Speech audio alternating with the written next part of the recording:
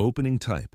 Open on a single concrete measurement or observation, stated flat. The script opens on the dots themselves as they appear in the survey images. Compact, red, unresolved, before anyone knew what they were. Differs from script 1. Closing type. An interpretation standoff left unresolved. The live fight is whether these are accreting black holes wrapped in gas or compact stellar systems, and the script ends inside that deadlock rather than on a future test. Differs from script 1. House rule. Every section opens on a concrete noun, not an abstraction. Differs from script 1's no rhetorical questions rule. A pixel in a James Webb image is small enough that, at first, no one trusted what they were seeing. In July of 2022, when the early survey fields came down from the telescope, certain sources stood out by being almost nothing at all. Points of light a few pixels across, faint, with no shape, no disk, no spiral arms, no halo of stars spreading outward the way a galaxy is supposed to. They were unresolved, and they were red. In the bluer filters, they barely registered. In the reddest near-infrared bands, they brightened sharply, glowing where ordinary distant galaxies tend to fade. There were dozens of them, then hundreds, scattered across separate patches of sky, photographed by separate teams. They looked so uniform, so compact, so unlike anything in the catalogs that several astronomers assumed they were artifacts. Flaws in the detector, cosmic ray hits, errors in the data pipeline. They were not artifacts. The same objects appeared in field after field, in data reduced independently by groups who had never spoken to each other. Someone called them little red dots, half as a joke, and the name stuck because nothing better existed. 4 years later, it still stands, because the central question has not been answered. These are among the most distant objects Webb can see, their light older than the sun, the earth, and most of the elements in your body. They are abundant, they are tiny, and after a great deal of argument, the people who study them still cannot agree on what they actually are. Detector flaws do not survive being photographed twice by different instruments, and the little red dots survived everything thrown at them.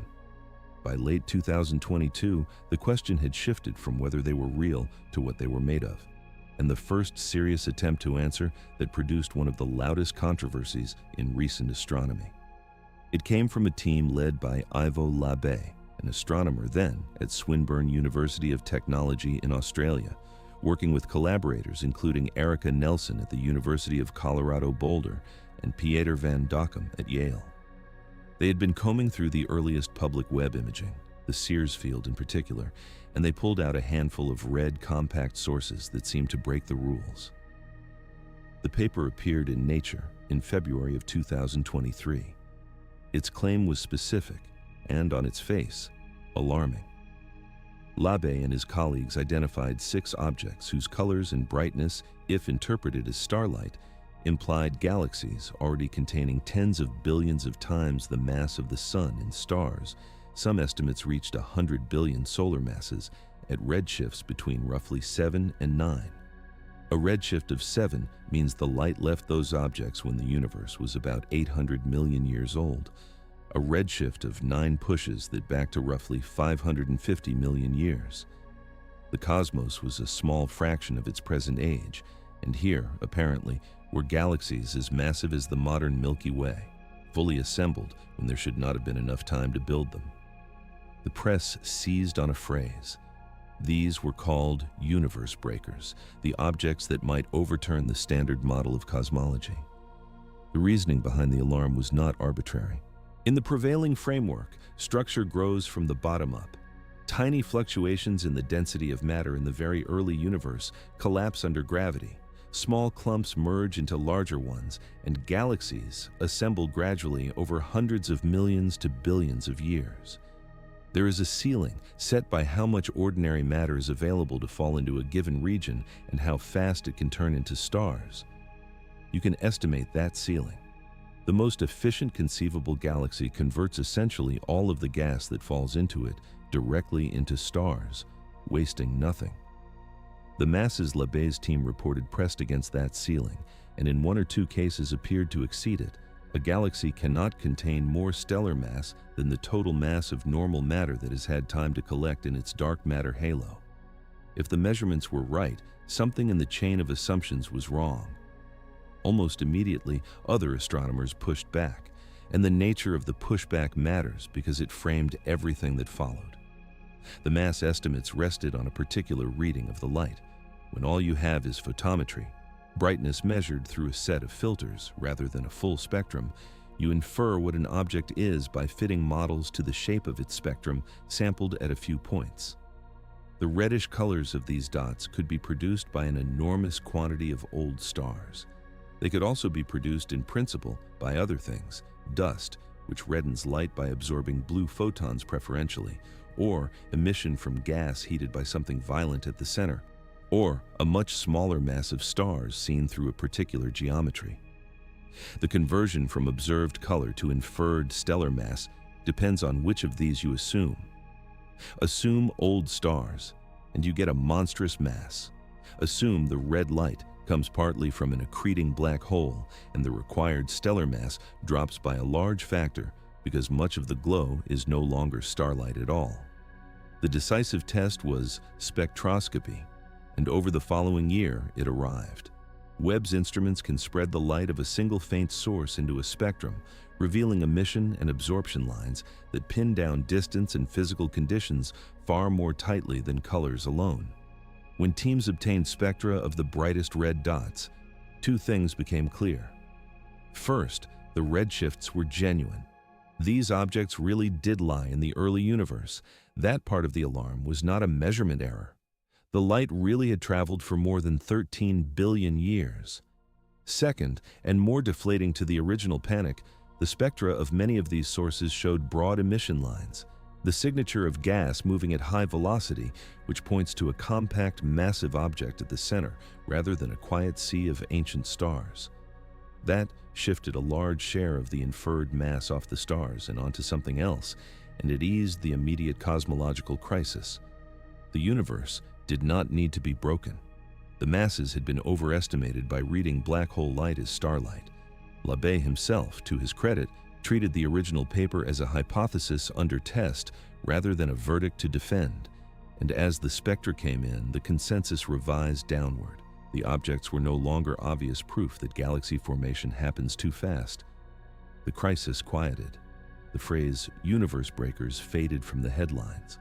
What it left behind was something stranger and more durable. The deflation of the mass crisis did not make the little red dots ordinary. It relocated the mystery. If the red light was not simply a vast population of old stars, and if the broad lines pointed to a compact central engine, then these were objects with what appeared to be black holes at their hearts. Black holes shining in the early universe, far more numerous than anyone had predicted, wrapped in something that reddened their light and hid them in ways that did not fit the standard picture of how a feeding black hole behaves. The story stopped being about impossibly heavy galaxies and became about a population of objects that looked like one thing in photometry, another thing in spectroscopy, and like nothing fully accounted for in either. Roberto Maiolino at the University of Cambridge, who had been finding signs of accreting black holes in the early universe in Webb spectra, and Jorrit Matthey, then at the institute that would soon catalog these objects in bulk, were converging on the same realization from different directions. The dots were common. They were red in a way that demanded explanation, and the simplest stories, pure old galaxy, ordinary dusty quasar, each failed some test. The Labbé paper had pointed the community's full attention at a class of object that, 2 years on, remains genuinely unexplained. The mass numbers were wrong, or at least badly uncertain. The thing the wrong numbers had pointed at turned out to be the real prize. What that red color is actually telling you, once you stop reading it as a simple pile of stars, is the next piece, and it begins with the peculiar shape the spectrum makes. Light from a little red dot, plotted as brightness against wavelength, makes a shape that almost nothing else in the sky makes. It is faint and blue at short wavelengths in the rest frame ultraviolet. Then, moving toward longer wavelengths, it drops into a trough and climbs steeply into the red and near infrared. Drawn on a graph, the two rising arms and the dip between them trace a rough letter V. Astronomers started calling it the V-shaped spectrum, and that shape became the working definition of the class. Before any argument about black holes or stars, before any spectroscopy, the V is what lets a survey pick these objects out of a field of hundreds of thousands of galaxies. It is the fingerprint. To read the fingerprint, you have to undo what distance does to light. These objects sit at redshifts of roughly 4 to 8, which means the universe has stretched while their light traveled, and every wavelength has been pulled toward the red end of the spectrum by a factor of 5, 6, 7, or more. What Webb records in the near-infrared at 2 microns left the object in the optical or ultraviolet. So to understand the physics, you shift everything back, dividing the observed wavelength by 1 plus the redshift, and you ask what the spectrum looked like when it was emitted. In the rest frame, the blue arm of the V sits in the ultraviolet, the trough sits near a specific wavelength in the optical, and the red arm extends into the rest frame optical and beyond. The location of that trough is the clue that organizes everything. The inflection of the V falls close to a wavelength of about 3,645 angstroms in the rest frame, the Balmer limit of hydrogen.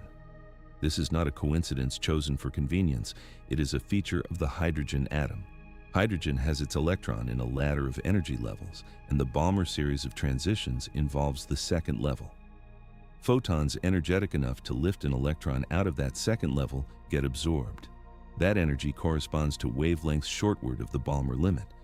The result, in many kinds of astronomical source, is a step in the spectrum at that wavelength. More light on the long wavelength side, less on the short side. The step is called the Balmer break, and it is one of the oldest diagnostic tools in the study of stellar populations because the strength of the break tracks the age and temperature mix of the stars producing it.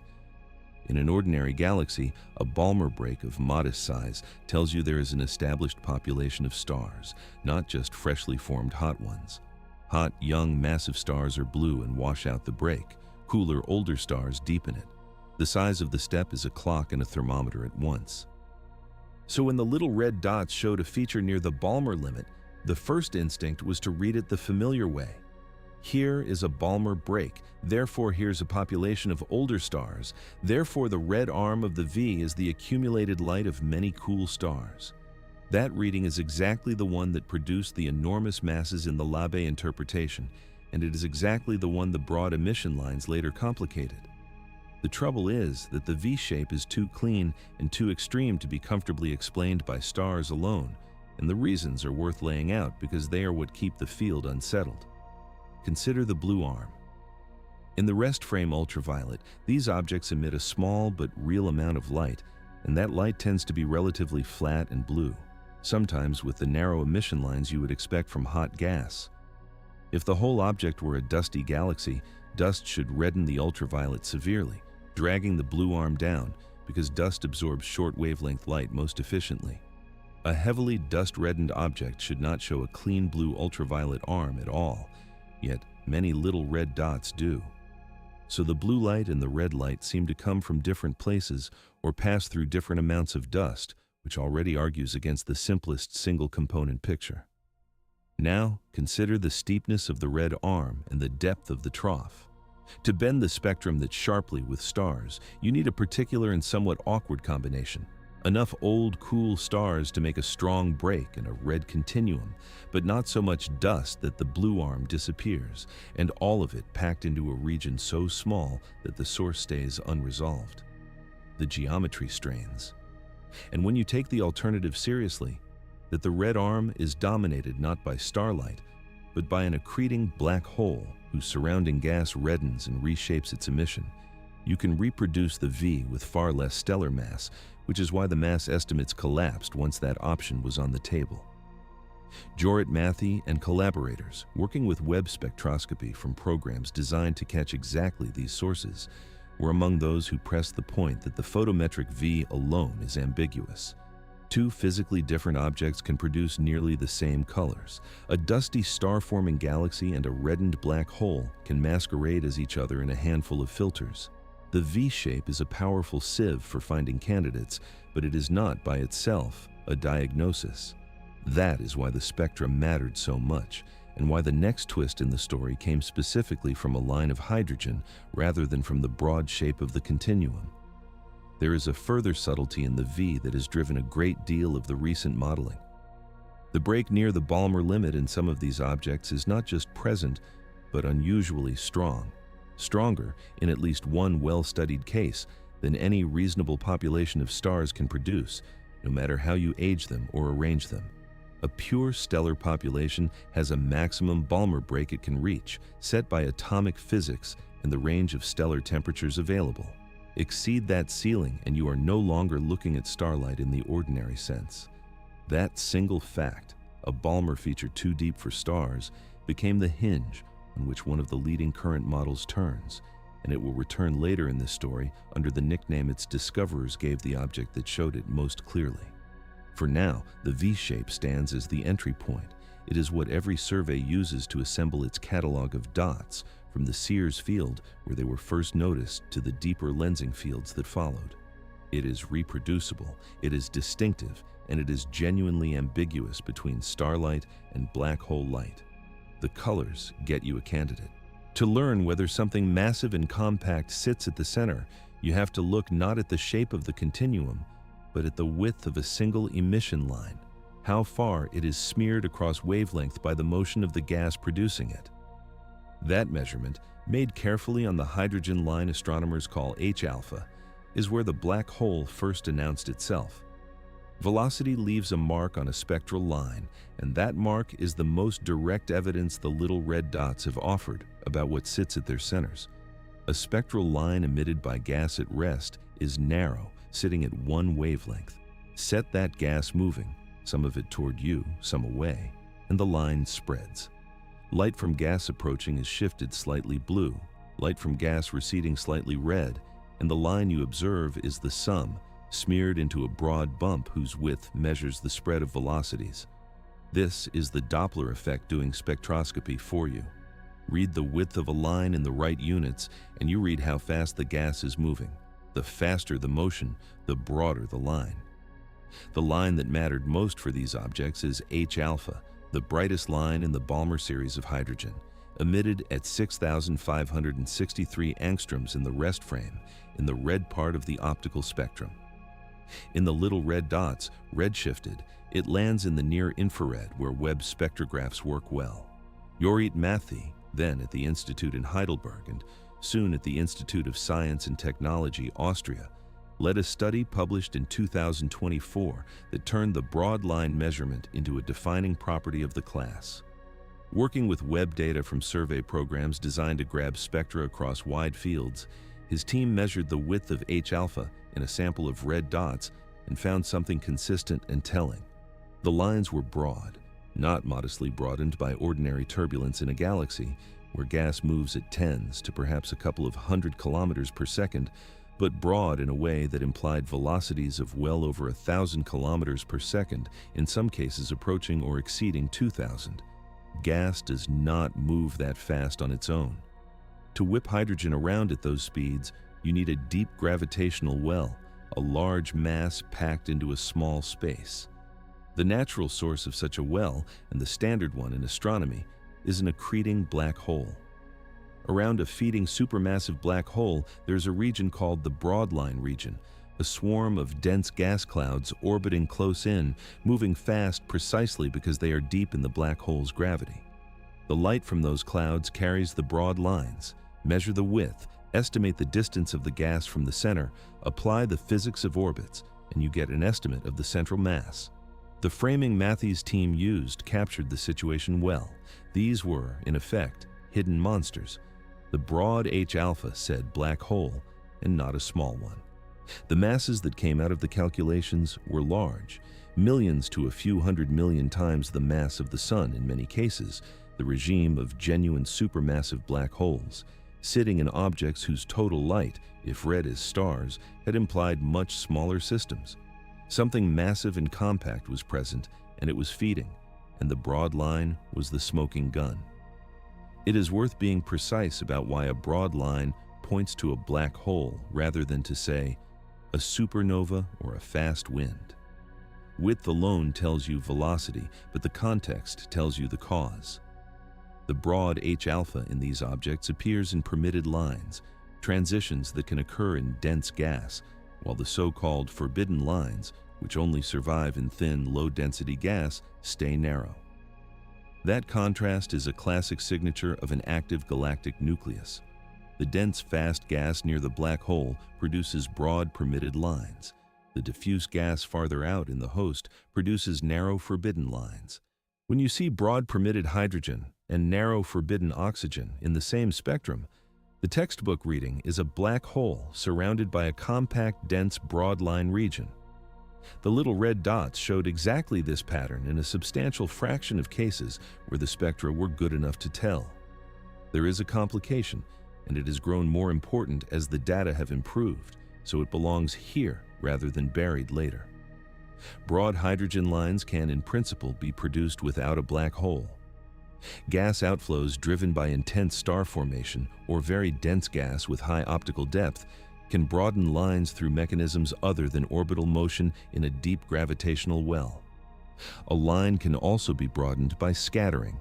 Photons bouncing off fast-moving electrons pick up Doppler shifts and smear the line even if the emitting gas itself is not moving that fast.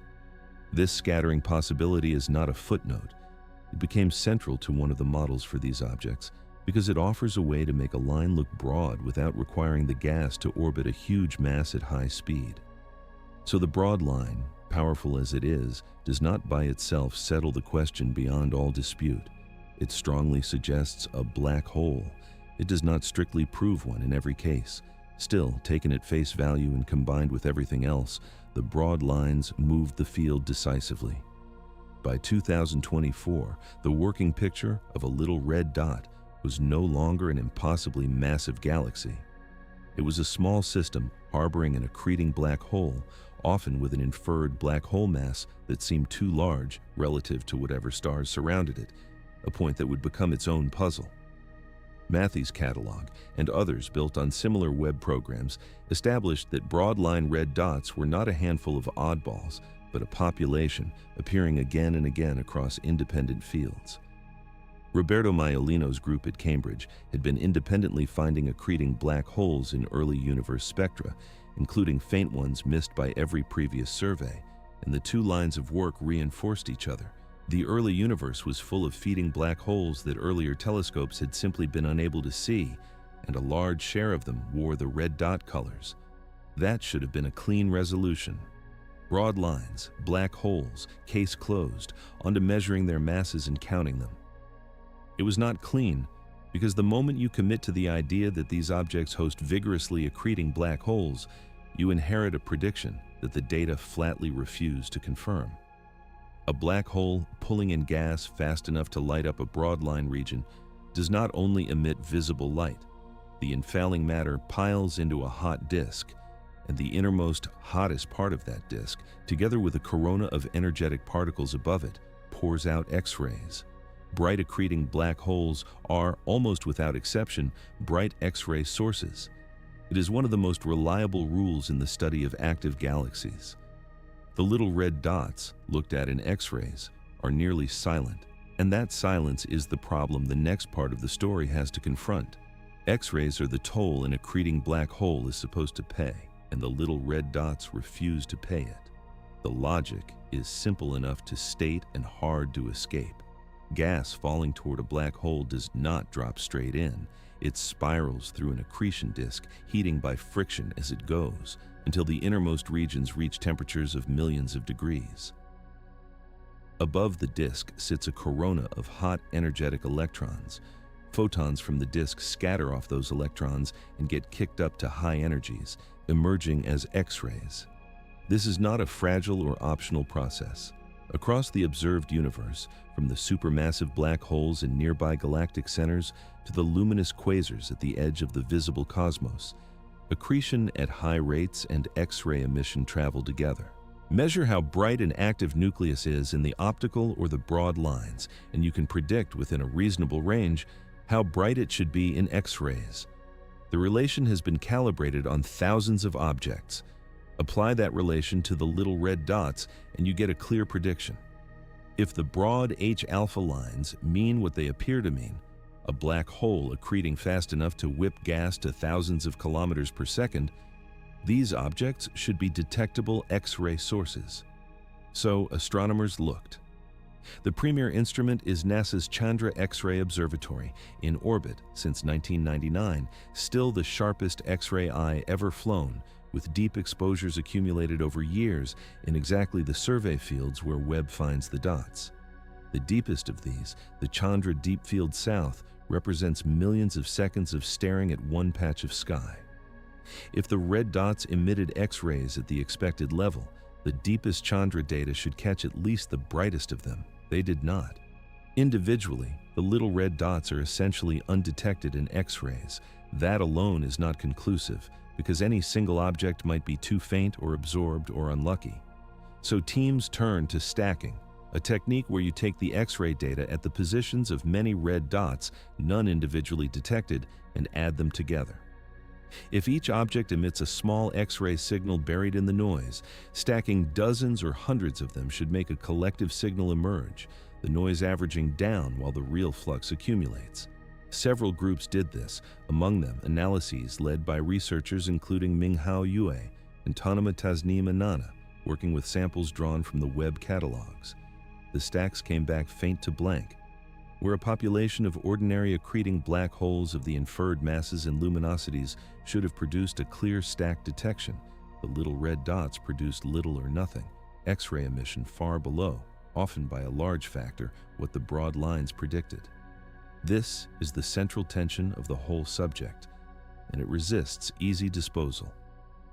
You have two strong, apparently contradictory pieces of evidence. The broad emission lines say, here is a black hole accreting, surrounded by fast gas. The X-ray non-detections say there is no accreting black hole here, or at least not one behaving the way every other accreting black hole behaves. Both cannot be naively true. The work of the field since 2024 has largely been an attempt to reconcile them, and the proposed reconciliations divide into a few families, each with a cost. The first family says the black hole is there, but the X-rays are being absorbed.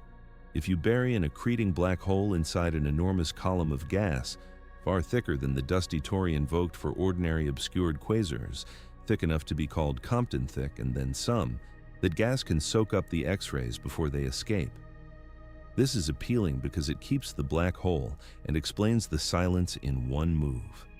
It has problems. To suppress the X-rays as thoroughly as the data demand, you need gas columns at the extreme end of what is physically plausible, and even then, the very hardest X-rays tend to leak through. Deep stacks should catch that leakage, and largely do not. Worse, gas that thick should reprocess the absorbed energy into infrared light, heating dust that then glows in the mid-infrared, a glow that, as a later part of this story will show, often fails to appear when Webb's mid-infrared instrument looks for it. Absorption explains one symptom and predicts another that is missing. The second family says the broad lines are not produced by orbital motion around a black hole at all, or not entirely. This is where the scattering idea returns. If the hydrogen line is broadened by photons scattering off fast-moving electrons in a dense envelope, rather than by gas orbiting deep in a black hole's gravity, then the inferred black hole mass and accretion rate are overestimates, and the predicted X-ray flux comes down with them. A more modest black hole, or an unusual emission mechanism, would produce broad-looking lines without the X-ray output of a full-blown quasar. This route weakens the very evidence that made the black hole seem certain, which is uncomfortable. But it has the virtue of attacking the contradiction at its root, rather than patching one side of it. The third family questions the standard accretion picture itself. Perhaps these black holes accrete in a mode that is intrinsically X-ray weak. Super Eddington accretion, where matter falls in faster than the textbook limit, can in some models puff up the inner disk and change the geometry so that the usual hot corona is suppressed or hidden. Theorists have explored whether very high accretion rates produce a spectrum tilted away from X-rays and toward the optical and ultraviolet. This is plausible in principle and hard to confirm because the relevant physics happens at scales no telescope can resolve, and the models have enough freedom to accommodate a range of outcomes. Each family survives, none triumphs, and the reason they all stay alive is that the data underdetermined the answer. The X-ray silence is robust, multiple teams, multiple fields, multiple stacking methods, the same faint result. What that silence means depends on assumptions no current measurement can pin down. If you assume the black hole is real and standard, you are forced into extreme absorption that creates new problems. If you let the black hole be non-standard or the lines be non-gravitational, you escape the X-ray problem, but lose some of your confidence that a black hole is even there. A black hole that announces itself in broad hydrogen and then vanishes in X-rays is already strange. The strangeness compounds when you add the other channels that should carry a signal and do not. Radio emission, often produced by jets and energetic particles around active black holes, is also largely absent, and the brightness flickering that nearly every accreting black hole shows over months and years, the variability that is almost a defining trait of an active nucleus, is muted or missing in the red dots that have been monitored. The X-ray silence is the loudest of these absences, but it is not alone. Whatever these objects are, they are quiet across exactly the bands where a feeding black hole is supposed to be loud, and that pattern of selective silence is as much a part of the puzzle as the red color that named them. Size is the constraint that turns the little red dots from a curiosity into something genuinely hard to explain, because it is the one property that no model gets to negotiate away. The color can be argued over. The broad lines can be reinterpreted. The X-ray silence can be blamed on absorption or exotic accretion. But the dots are small, demonstrably and stubbornly small, and that smallness boxes in every other choice. An explanation that puts a great deal of light into a tiny volume has fewer escape routes than one allowed to spread that light across a galaxy. The measurement of size comes from the images themselves. The James Webb Space Telescope has a mirror 6.5 meters across, and at near-infrared wavelengths that aperture delivers a sharpness and angular resolution fine enough to resolve the structure of distant galaxies that earlier telescopes saw only as blurs. A normal galaxy at a redshift of 5 or 6, imaged by Webb, shows extent, a smear of starlight, sometimes a disk, sometimes clumps, spread across many pixels. The little red dots, in band after band, do not. They appear as points. Their light is concentrated within the smallest scale Webb can distinguish, the point spread function of the telescope itself, the irreducible blur that even a true point source would produce. When an astronomical object is no broader than the instrument's blur, you cannot measure its size directly. You can only set an upper limit. It is smaller than this. That upper limit, translated from an angle on the sky into a physical distance at the object's redshift, lands at a few hundred parsecs at most, and often less. A parsec is about 3¼ light years. A few hundred parsecs is roughly 1,000 light years, which sounds large until you set it against a galaxy. The Milky Way's disk is about 30,000 parsecs across. A typical galaxy at these early epochs might span a few thousand parsecs. The red dots are compressing the light of what looks, from its luminosity, like a substantial system into a region 1/10 or 1/20 that size. And these are upper limits. The true sizes could be far smaller. The measurements only say the light cannot be larger than this. Gravitational lensing sharpens the limit further, and this is where the constraint becomes severe. When a massive foreground object, a cluster of galaxies, sits between Webb and a distant source, its gravity bends and magnifies the light of whatever lies behind it, acting as a natural lens. The magnification stretches the background image, effectively improving the resolution. Features too small to resolve, unlensed, become resolvable when the cluster magnifies them by factors of several or more. The Uncover survey and related programs deliberately pointed Webb at lensing clusters for exactly this reason, to push past the telescope's unaided limit. And when little red dots appeared behind these clusters, magnified, they still did not resolve. Even with the extra magnification effectively shrinking the smallest measurable scale, the dots stayed point-like. The light, in some lensed cases, must be confined to scales of tens of parsecs, a few dozen light years. or smaller. Hold that against what the same objects are emitting. The luminosities inferred for the brighter red dots are large. The broad H-alpha lines, the red continuum, the total energy output suggests something genuinely powerful. Pack that much light into tens of parsecs, and you have ruled out a great many explanations at a stroke. You cannot make it a normal galaxy, because galaxies that luminous are not that small. They're stars spread out. You strain even to make it a compact starburst, because to fit the luminosity into the volume, you need a density of stars approaching the densest stellar systems known, and sustaining that without the region flying apart or lighting up in other ways is difficult. The smallness pushes hard toward a central engine, a single compact source, a black hole around which everything else is arranged, simply because a point source of light is most naturally a point-like object, not a spread-out population that happens to look concentrated. This is the quiet force of the size argument, and it cuts against the camp that wants to explain the dots with stars alone. A purely stellar explanation has to account not just for the red color and the Balmer feature, but for the geometry. An enormous stellar mass, in some readings, crammed into a volume so small that the implied stellar density rivals or exceeds the cores of the densest globular clusters and nuclear star clusters in the local universe.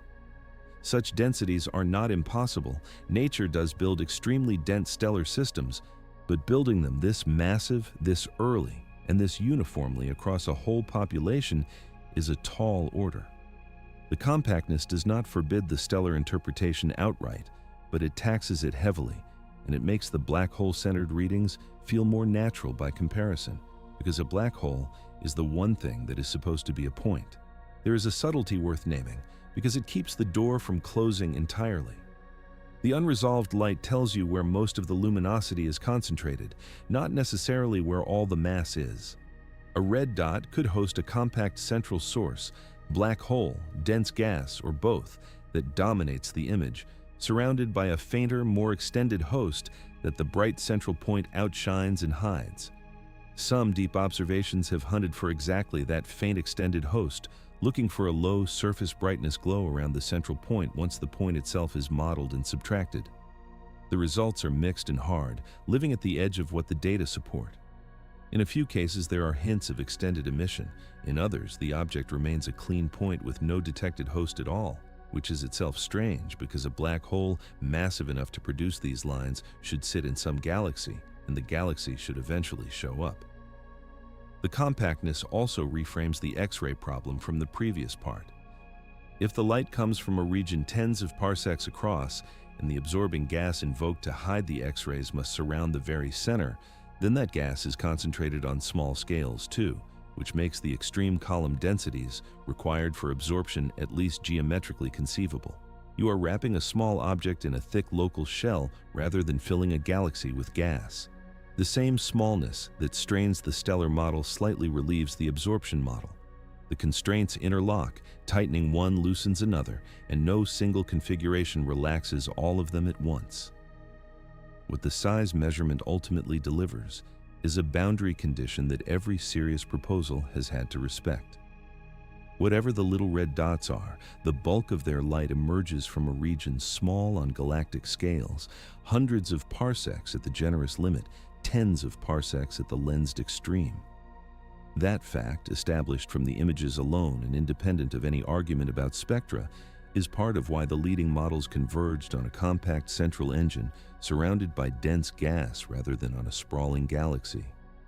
The next constraint comes not from how small the engine is, but from how heavy it appears to be relative to the stars around it, a mismatch that, if taken at face value, inverts the usual relationship between a black hole and its host.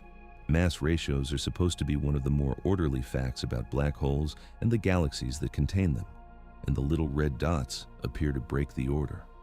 In the nearby universe, the mass of a galaxy's central supermassive black hole tracks the properties of the galaxy around it with a regularity that took astronomers by surprise when it was first established.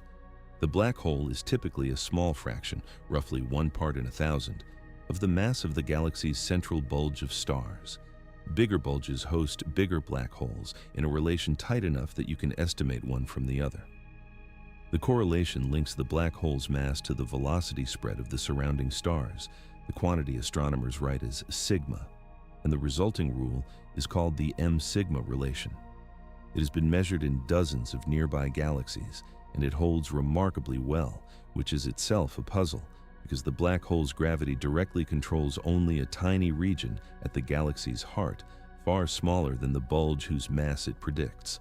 Some kind of coupled growth, black hole and galaxy regulating each other through the energy the black hole pours out as it feeds, is the usual explanation. Black hole and galaxy grow up together and end in proportion. The little red dots, read through their broad lines, do not respect the proportion. Take the broad H-alpha width, apply the standard recipe to estimate the black hole mass, and you get values reaching millions to hundreds of millions of solar masses. Then, estimate the stellar mass of whatever galaxy surrounds that black hole, from the part of the light that can be attributed to stars with the black hole's contribution removed, and the stellar mass often comes out comparable to, or even smaller than, the black holes. The ratio, instead of 1 part in 1,000, can approach 1 part in 10, 1 part in 3, in extreme cases something near parity.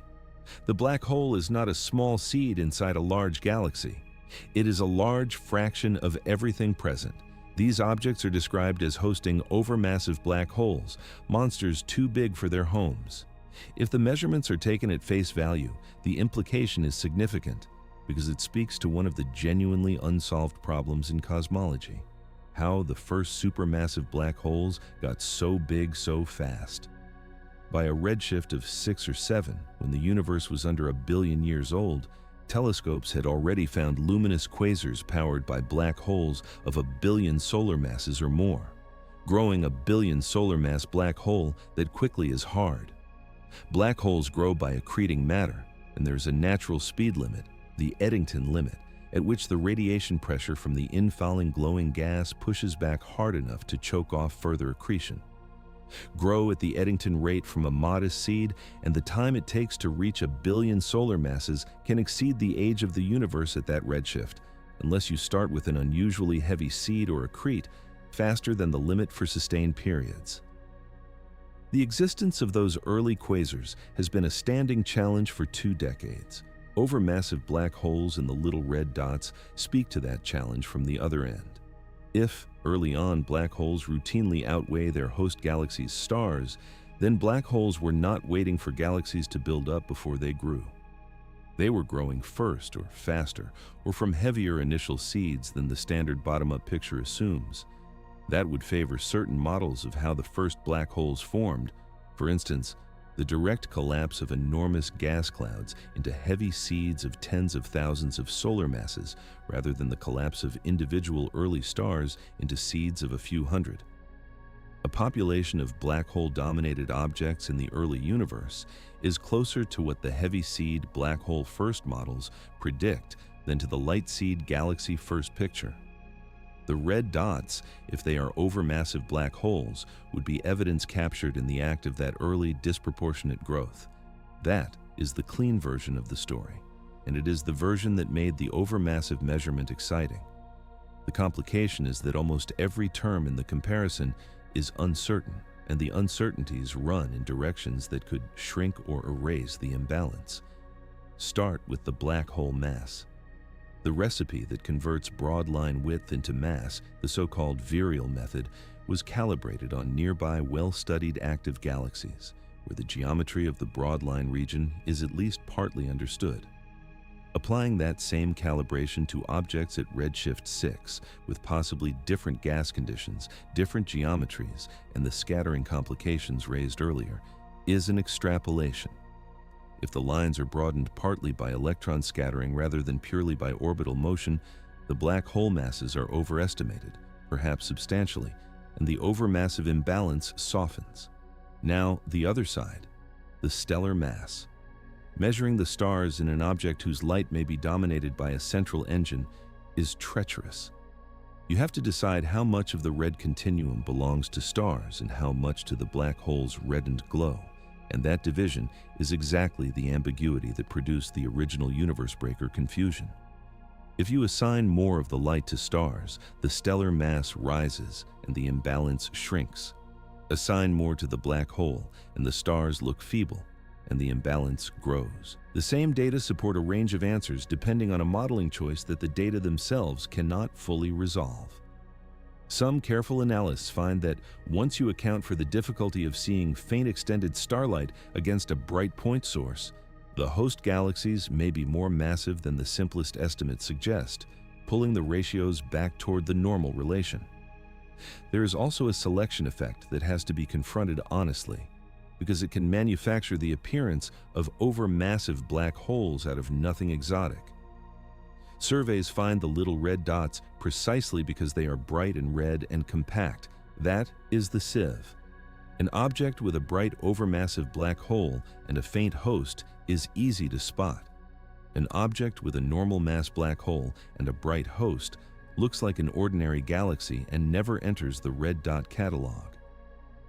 So the population you collect is biased toward objects where the black hole stands out against the stars, which is to say biased toward apparently overmassive systems, whether or not the underlying population is. Disentangling a real offset in the mass relation from the bias built into how the objects are found is one of the genuinely difficult statistical problems in the field, and it has not been cleanly solved. So the overmassive black holes sit in the same epistemic position as everything else about these objects. Taken at face value, they point somewhere specific and important toward early disproportionate black hole growth that would favor heavy seed formation and help explain the billion solar mass quasars that follow.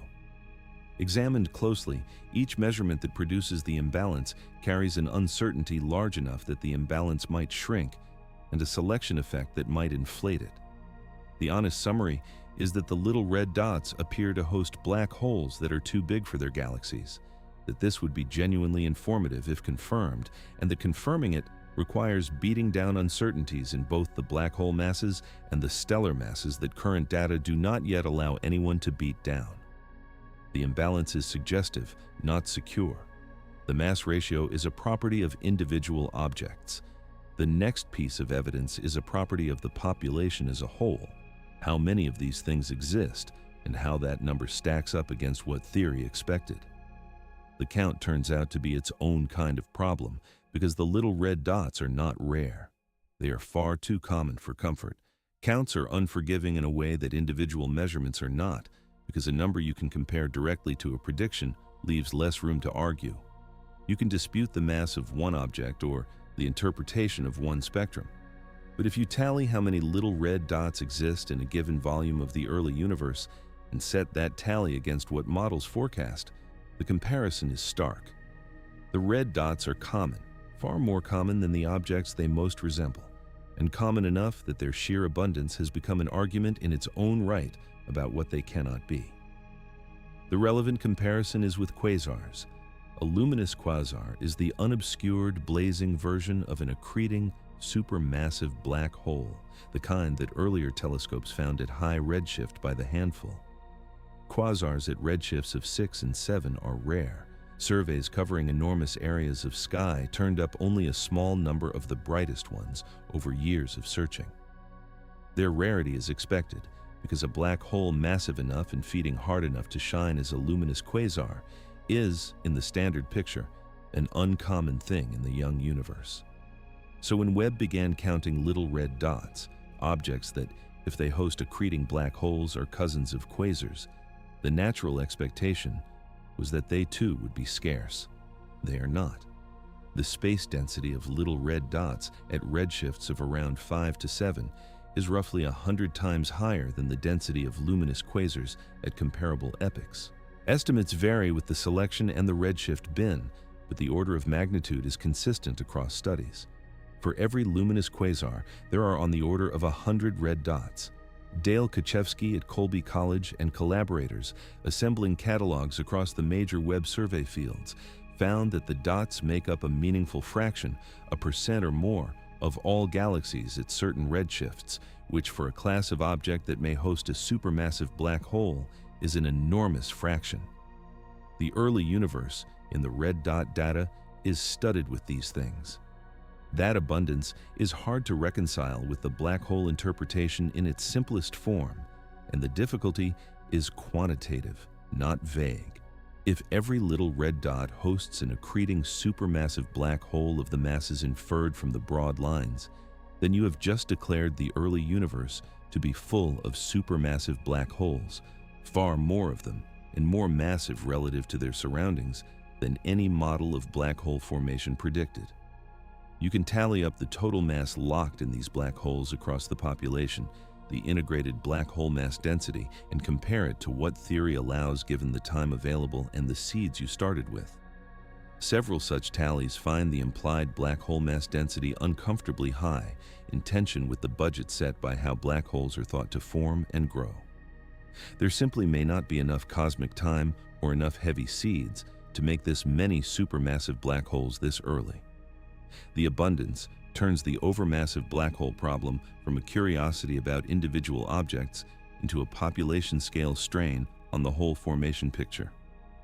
This is one of the clearest places in the subject where the evidence pulls unevenly, and it is worth saying plainly rather than staging it as a balanced standoff. The abundance argument cuts against the idea that the red dots are straightforward, fully formed supermassive black holes of the masses the broad lines naively imply. There are too many of them for that to sit comfortably with black hole formation theory. This does not prove there are no black holes in the dots.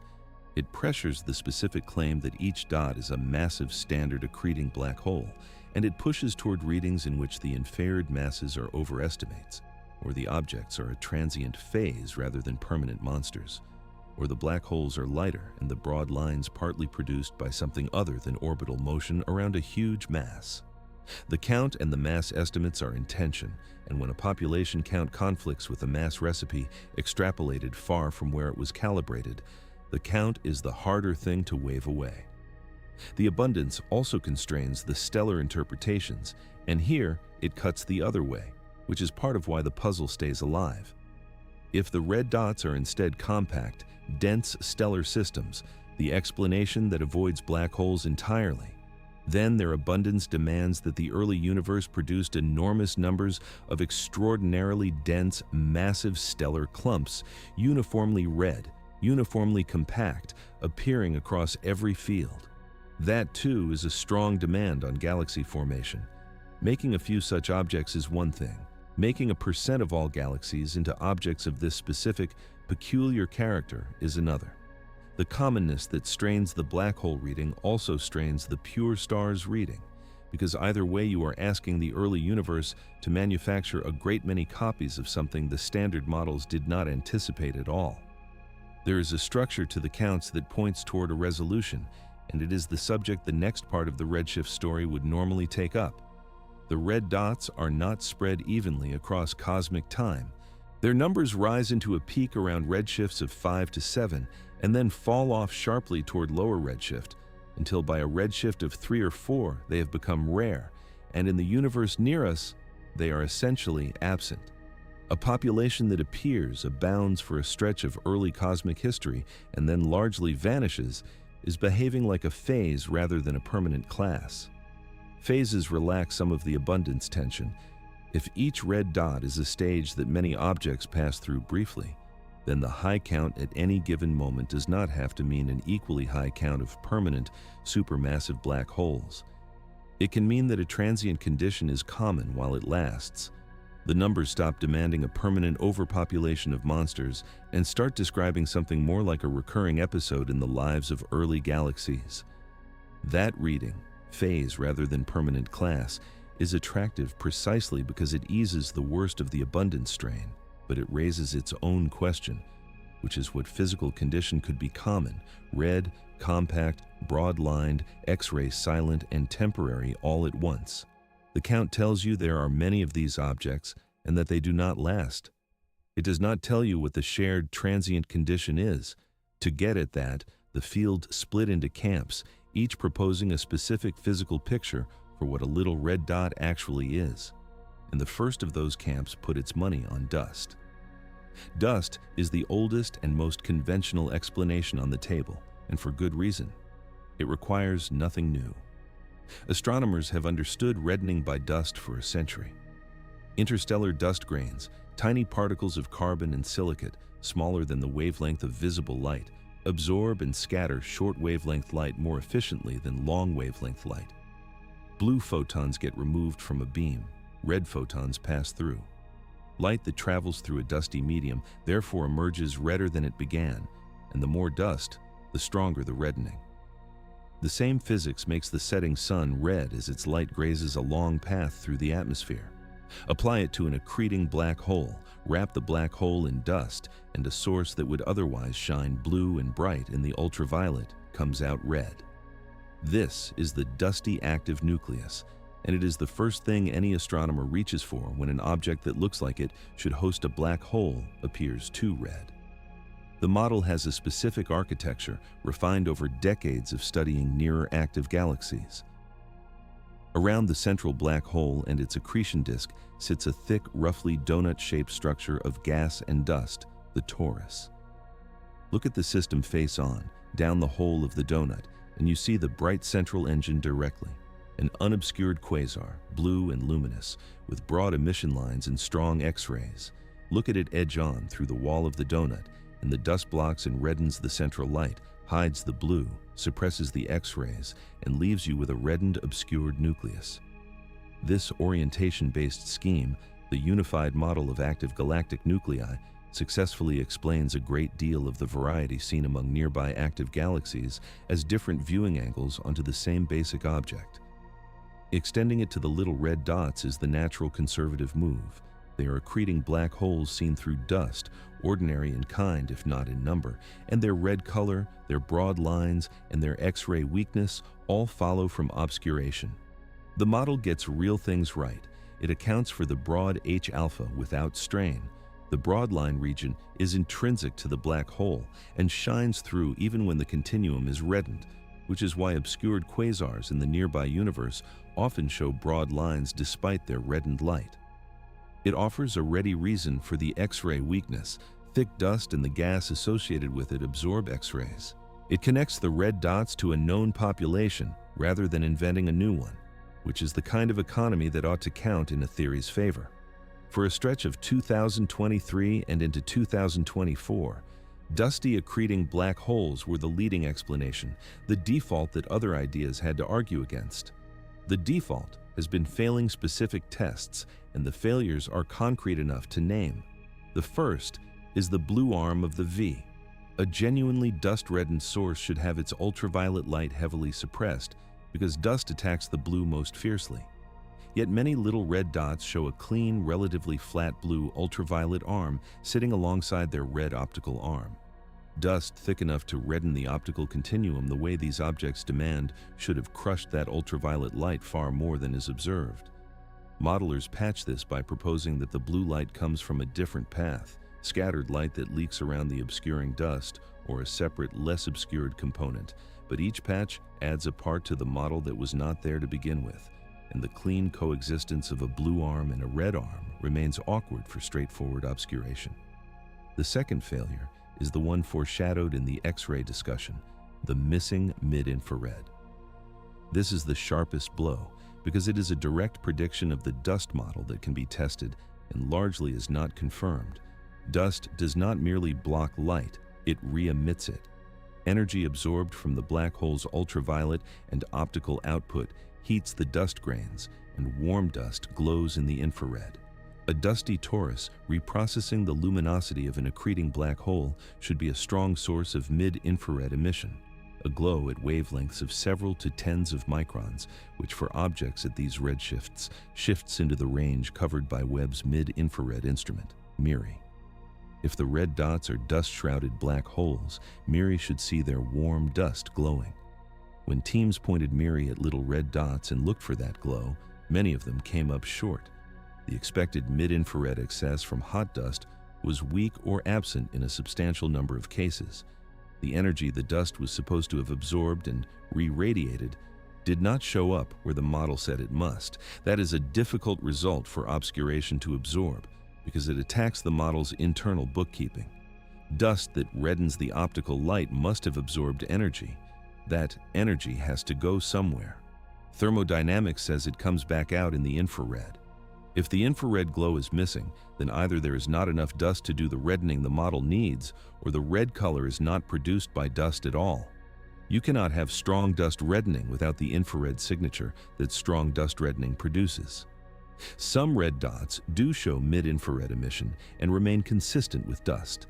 The population is not uniform, and the dusty black hole model surely accounts for some fraction of the objects classed as red dots. But as a single explanation for the class, the absence of the predicted hot dust glow in many objects is a wound the model has not healed. The third strain is variability, raised earlier and worth restating in this context. Obscured quasars, even reddened, tend to show brightness changes over months and years because the central engine flickers and the flickering filters through. The little red dots that have been monitored show little of this. A dusty version of an ordinary accreting black hole should vary. These largely do not. It is not decisive on its own because heavy obscuration can mute variability, but it joins the blue arm and the missing infrared as a place where the dust model predicts a signal that the data do not clearly deliver. What dust does well is provide a familiar economical home for the broad lines and the X-ray silence. What it does poorly is account for the clean blue ultraviolet, the frequent absence of the mid-infrared glow its own reddening requires, and the muted variability. The pattern of these failures is informative.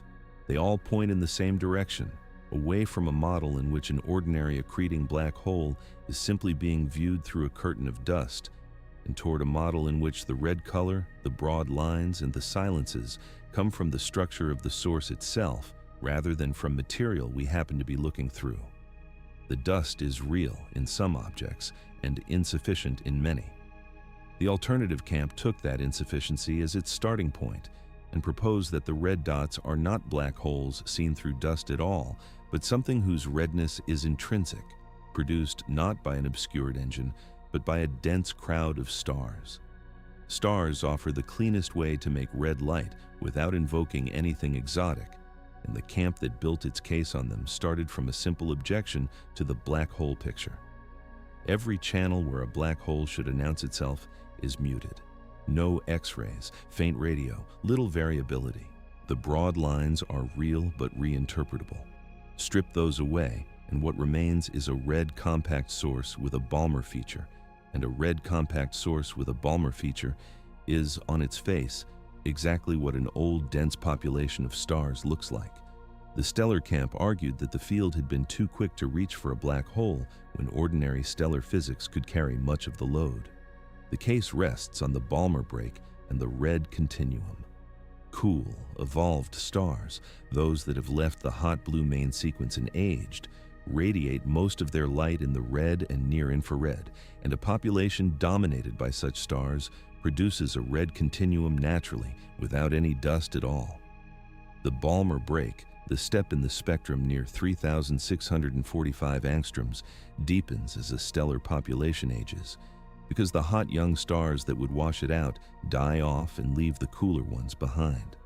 A red dot spectrum, with its red arm and its break, can be fit by a population of stars several 100 million years old, no black hole required. In this reading, the V-shape is a stellar spectrum.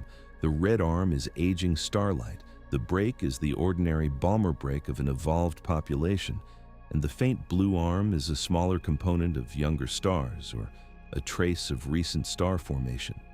The compactness becomes a dense nuclear star cluster, or an extremely concentrated starburst, of which the local universe holds rough analogs, if none quite this extreme. Researchers including Rachel Bezenson, Catherine Suess, David Seton, and others associated with the Uncover and related surveys explored how far stellar fits could be pushed, and for a range of objects, the fits are respectable. A purely stellar model can reproduce the broad photometric shape of many red dots. It explains the X-ray silence trivially, because stars do not produce X-rays at quasar levels. It explains the radio quiet and the lack of variability for the same reason. Where the black hole model has to suppress signals that ought to be there, the stellar model simply does not predict them in the first place. That is a real economy, and it is why the stellar interpretation never went away even as broad line measurements accumulated. The stellar model collides with two facts, and they are the same two that constrained everything earlier: the broad lines and the size. The broad H-alpha is the harder of the two for stars to explain. A population of ordinary stars does not produce hydrogen emission lines 1,000 to 2,000 kilometers per second wide. Stellar atmospheres in the gas around young stars produce narrow lines. To broaden hydrogen to those widths, you need either fast bulk motion in a deep gravitational well, the black hole, or some other mechanism to smear the line. The stellar camp's answer is that the broadening need not come from orbital motion around a black hole. Dense gas with high optical depth can broaden lines through repeated scattering. Powerful outflows driven by intense star formation or by stellar explosions can put fast-moving hydrogen into the line of sight. Very dense stellar systems have their own internal motions. None of these reproduces the broad lines as cleanly as a black hole's broadline region does, and that is the honest weakness of the pure star's position. It has to work to explain a feature that the black hole model explains effortlessly. The size constraint cuts at the stellar model from the other side. To pack the inferred luminosity and stellar mass into the tens to hundreds of parsecs that the images allow, you need stellar densities at or beyond the densest stellar systems known.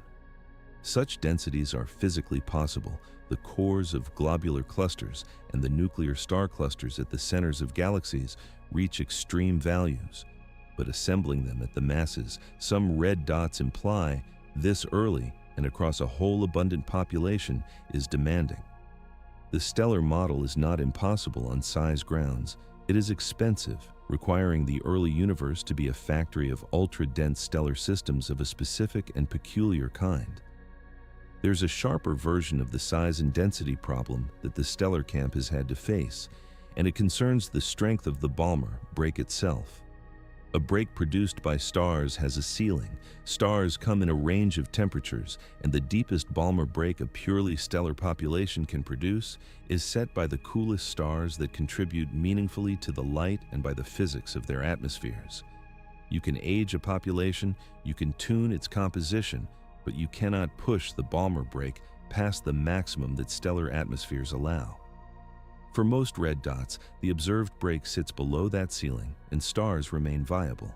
For at least one object examined in detail, the break appeared to exceed it, to be deeper than any combination of stars can produce. That single object became a turning point, because a Balmer break too strong for stars is not a feature you can patch by adjusting the stellar population. It forces you out of the stellar model entirely, toward gas and conditions that stars never create. That tension, a stellar model that handles the silences gracefully but stumbles on the broad lines, and, in the extreme cases, on a Balmer break that no population of stars can reach, set up the synthesis that now dominates the discussion. Neither pure camp wins outright. The dusty black hole fails on the missing infrared and the clean blue arm. The dense stars fail on the broad lines and, in the hardest case, on a break too deep for any star. The natural move, once both pure pictures have shown their cracks, is to ask whether the truth combines them, whether the thing producing the red light is neither an ordinary black hole seen through dust nor an ordinary crowd of stars, but a configuration that produces stellar-looking features through entirely non-stellar means. The object that forced that question into the open carries a nickname given to it for the shape of the feature in its spectrum, and it pushed the field toward its current leading idea. A spectrum can contain a single feature so extreme that it eliminates whole categories of explanation at once, and one little red dot delivered exactly that. The object sits at a redshift of about 3.5, and when Anna de Graaf, an astronomer at the Max Planck Institute for Astronomy in Heidelberg, and her collaborators obtained a deep Webb spectrum of it, the feature that stopped them was the Balmer break. It was not merely present, it was enormous, a step in the continuum so abrupt and so deep that the light on the long wavelength side towered over the light just shortward of the break.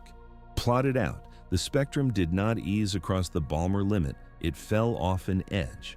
The team nicknamed the object the Cliff for the shape of that drop, and the work was published in 2025.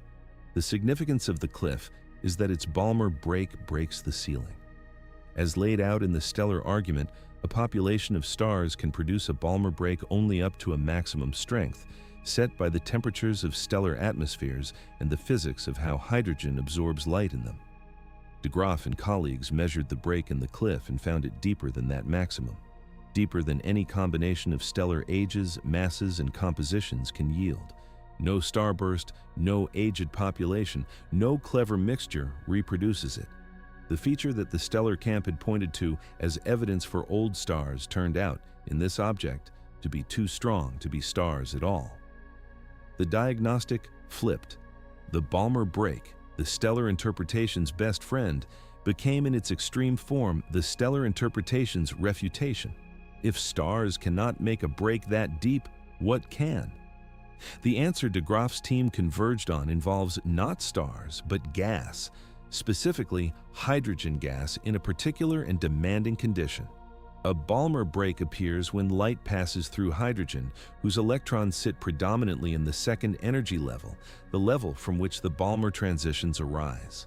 Photons energetic enough to lift those electrons out of the second level get absorbed, removing light from the short wavelength side of the break and producing the step.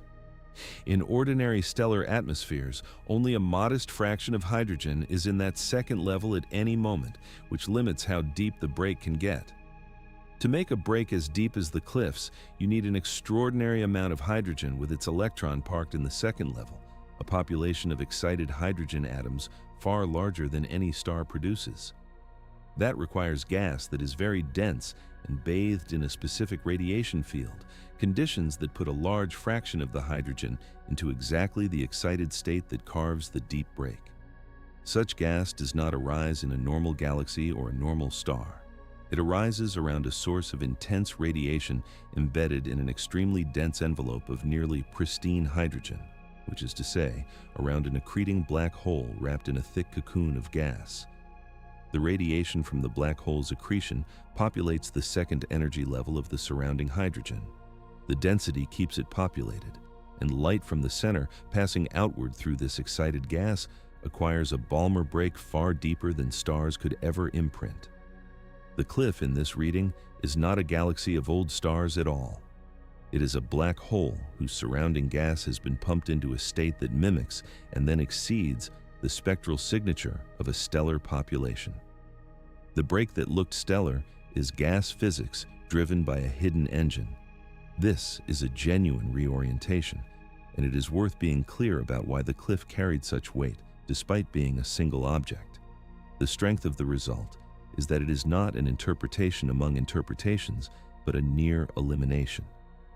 A deep Balmer break has a hard upper limit for stars. The cliff exceeds it, therefore the cliff is not primarily stars. The logic does not depend on calibrations extrapolated from the nearby universe or on contested mass recipes. It depends on the physics of how hydrogen absorbs light, which is among the best understood things in astrophysics.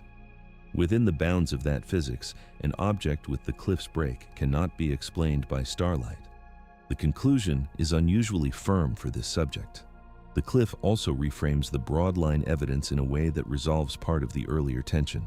If the gas around the central engine is this dense, then the same gas that carves the Balmer break can broaden the hydrogen emission lines through scattering. The mechanism raised tentatively in the discussion of broad lines, now given a concrete setting. Photons scatter off the dense gas and off fast electrons within it, smearing the lines without requiring the gas to orbit a billion solar mass black hole at high speed. That means the broad lines might overstate the black hole's mass, which connects back to the overmassive black hole puzzle. If the masses are overestimated because some of the line width comes from scattering in dense gas rather than from orbital motion, the black holes may be less monstrous than they appeared, easing the abundant strain. One physical picture, a black hole inside a dense gas envelope, starts to account for several of the disconnected puzzles at once. It also addresses the silences.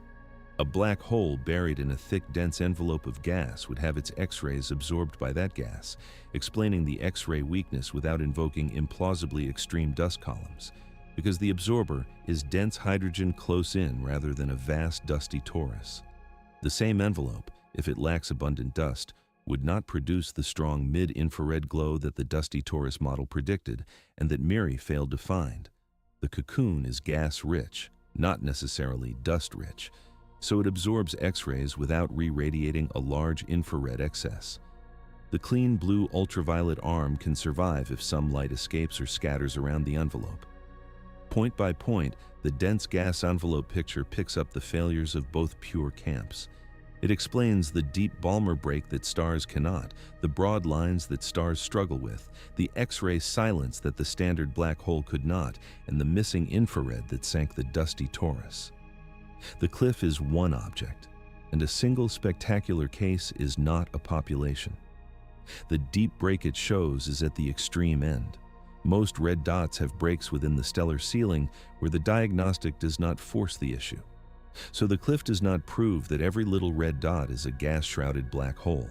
What it proves is that at least one is something stars cannot make, and that the dense gas envelope mechanism is real and operates in at least this object. That is enough to elevate the mechanism from speculation to a working model, and it is the seed of the idea that has moved closest to the center of the debate. A model in which a black hole and its gas cocoon together behave like a single object that imitates a star on a scale no real star approaches. That model has a name, and it inverts the usual relationship between black holes and the light they produce. A black hole star is the name for the idea that the cliff pointed toward, and it is as strange as the name suggests. The proposal, developed in 2025 by Rohan Naidu at the Massachusetts Institute of Technology, together with collaborators including Anna de Graaf and others working on the same objects, takes the dense gas envelope picture to its logical conclusion. Instead of treating the gas as an incidental shroud around an accreting black hole, it treats the black hole and its surrounding gas as a single, coherent structure. A supermassive black hole buried so deeply inside such a thick, dense, extended envelope of hydrogen that the envelope behaves like the atmosphere of a star. Light leaving the system emerges from the outer layers of this gas the way light leaves the surface of a star, and the spectrum that results carries stellar-looking features, a continuum, a Balmer break, even absorption lines, produced not by stars but by a black hole wearing a stellar disguise. Hence the name, an object that is a black hole at its core and a star in its appearance, a black hole star. The physical setup is specific. At the center is the black hole, accreting. Around it, rather than a thin disk and a donut of dust, is an enormous envelope of gas, nearly pristine hydrogen and helium, with little of the heavier elements that later star formation produces, consistent with the early universe setting. The envelope is dense and optically thick, meaning light cannot pass straight through it but is absorbed, re-emitted, and scattered repeatedly as it works its way outward, exactly as light does inside a star before escaping from the photosphere. The energy source is the black hole's accretion rather than nuclear fusion, but from the outside, the radiative structure resembles a stellar atmosphere. There is an effective surface, a temperature, a spectrum shaped by the conditions in the outer gas. The whole structure can be thought of as a star-like object hundreds or thousands of times more luminous than any real star, powered from within by a black hole instead of by fusion in a core. This model earns its prominence by explaining the cluster of contradictions that defeated the simpler pictures, and it does so with a single configuration rather than a list of patches. The deep Balmer break follows from the dense, excited hydrogen in the envelope, as in the cliff, the same gas physics now built into the structure of the object rather than added to it. The broad hydrogen lines follow from scattering within the dense envelope, broadening the lines without requiring orbital motion around an enormous mass, which means the black hole need not be as massive as the naive broad line recipe implied. That relieves the overmassive black hole strain and summed over the population, the abundance strain. Lighter black holes, less total black hole mass, less tension with formation theory. The X-ray silence follows because the thick envelope of gas absorbs the X-rays produced near the black hole before they escape. The muted variability follows because the envelope buffers and smooths the central engine's flickering, the light diffusing through many layers before it emerges, washing out rapid changes. The missing mid-infrared follows if the envelope is gas-dominated rather than dust-dominated, absorbing X-rays without re-radiating a large warm dust glow. There is a further, striking piece of evidence the model accommodates: hydrogen absorption lines. Some little red dots show the Balmer lines of hydrogen, not in emission, but in absorption. Dark features where light has been removed at the line wavelengths, the pattern a stellar atmosphere produces, rather than the bright emission a typical active nucleus produces. In ordinary accreting black holes, you see broad hydrogen emission. Seeing hydrogen absorption is peculiar and points toward a structure with a genuine atmosphere-like outer layer where hydrogen along the line of sight absorbs the continuum behind it. The black hole star model produces such absorption naturally because it has, in effect, an atmosphere. This is one of the more specific predictions the model matches, and it is hard to reproduce with a bare black hole or a simple dusty torus. The model is not without difficulties, and they are real rather than cosmetic. The first is stability and lifetime. An envelope of gas that thick and that dense around an accreting black hole is not obviously a stable, long-lived configuration. The radiation pouring out from the center exerts pressure that tends to blow gas away, and feeding the black hole tends to consume it.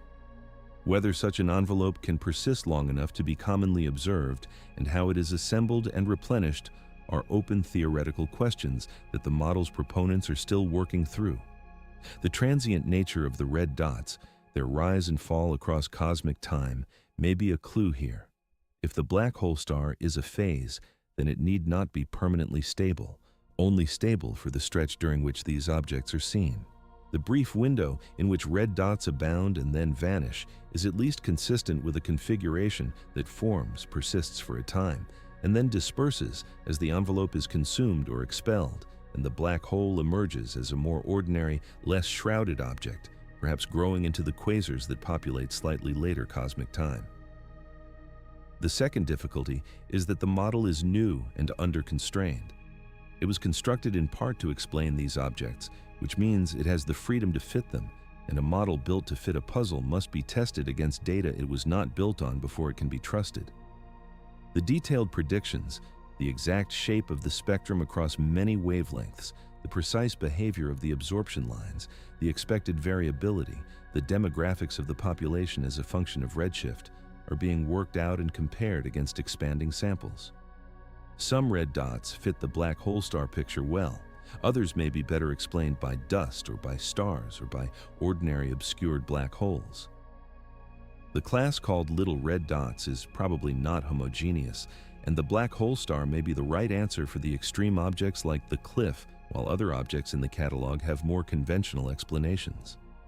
What the black hole star model has achieved, even granting these caveats, is a single coherent physical picture that accounts for the largest number of the contradictory observations at once: the red color, the V-shaped spectrum, the deep Balmer break, the broad lines, the hydrogen absorption, the X-ray silence, the radio quiet, the muted variability, the compactness, and the relief it offers on the overmassive black hole and abundant strains.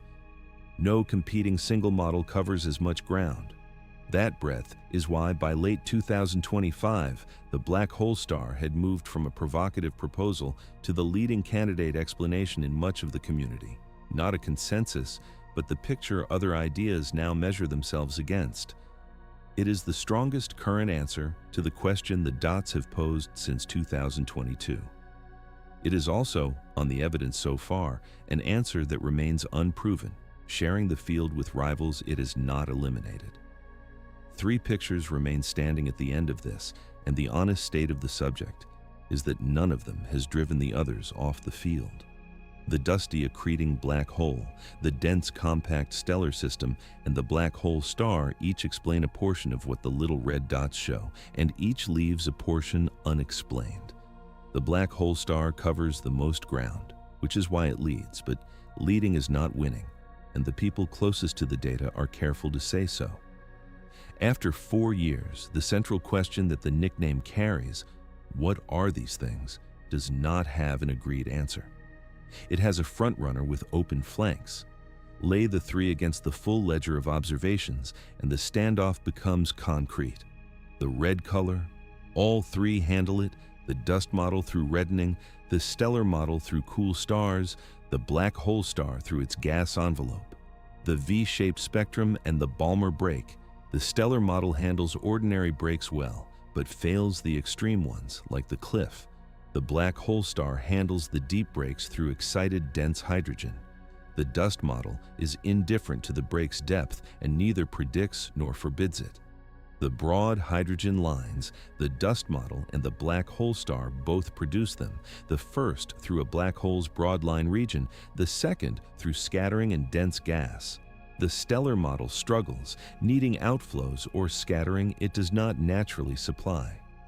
The X-ray silence. The stellar model explains it trivially since stars do not shine in X-rays. The black hole star explains it through absorption in the gas envelope. The dust model explains it only by invoking extreme columns that create the next problem. The mid-infrared. The dust model predicts a warm dust glow that MIRI often fails to find, which is its sharpest wound. The stellar and black hole star models do not require that glow and survive its absence. The compactness. All three are pushed towards small scales, but the stellar model pays the highest price, needing densities at the edge of what is known. The hydrogen absorption lines seen in some objects. The black hole star produces them through its atmosphere-like structure. The other two do not easily. No single column is clean. The black hole star fails to falsify on any one observation, but it carries unresolved theoretical debts. The stability and lifetime of the envelope, the assembly of the gas, the freedom of a model built to fit. The dust model fails most clearly on the missing infrared and the clean blue arm. Yet it surely accounts for some fraction of objects classed as red dots, because dusty obscured black holes genuinely exist in this epoch. The stellar model fails on the broad lines and the extreme breaks, yet for the subset of objects with modest breaks and weak broad lines, it remains viable, and some red dots may simply be very dense early stellar systems.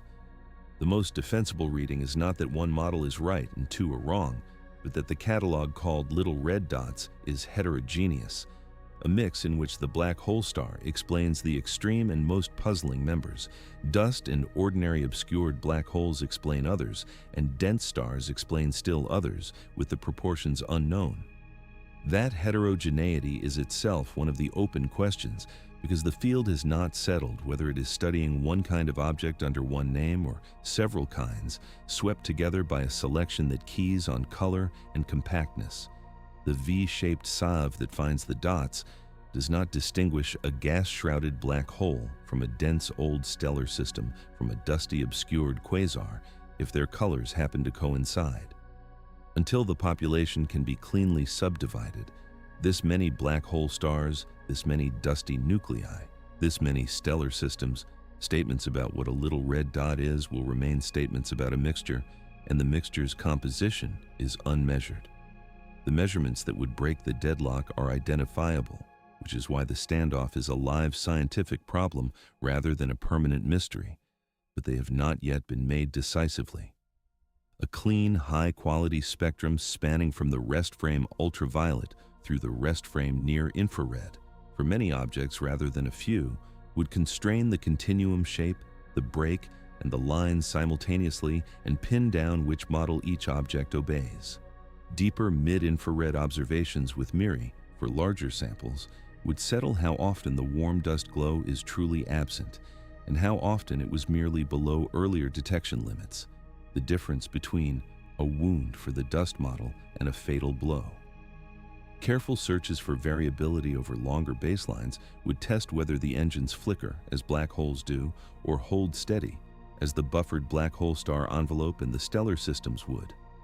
Hydrogen absorption lines, found in more objects and measured more precisely, would test the atmosphere-like structure the black hole star predicts. Each of these is within reach of the instruments now in orbit. None has yet been pushed far enough to force the question. There is a deeper measurement that the broad line masses are waiting on. If the line widths are partly produced by scattering in dense gas rather than purely by orbital motion, the black hole masses are overestimated, and the overmassive black hole in abundant strains relax. Determining how much of the line width is orbital motion and how much is scattering would do more than refine a number. It would decide whether the early universe is genuinely overpopulated with supermassive black holes, or whether that overpopulation was an artifact of applying a nearby universe mass recipe to objects it was never calibrated for. That single disentanglement sits underneath the largest claims the red dots have generated, and it has not been done. So the case stays open, and the shape of the openness is specific rather than vague. It is not that nothing is known, a great deal is known.